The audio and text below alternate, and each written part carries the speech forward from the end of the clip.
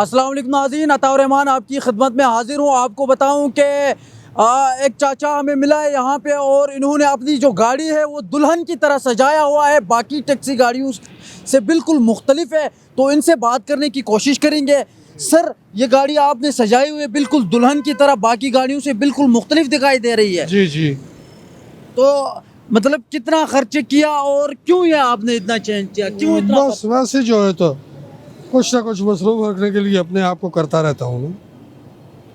आपका ताल्लुक कहाँ से, नाम क्या है? मेरा नाम मोहम्मद बख्शीश है, हमारा तलक अटक से। अटक से।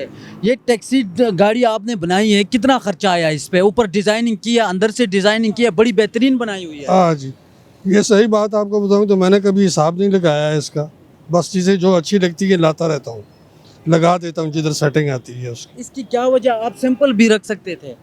जी, हाँ, तो आपने इतना सजाया क्यों? बस वो मैंने कहा ना कि बस अपने आप को मसरूफ रखने के लिए कुछ ना कुछ करता रहता हूँ ना। अपने आप को मसरूफ रखने का। इसका किराया भी बाकी टैक्सियों से ज्यादा होता है या नहीं नहीं नहीं।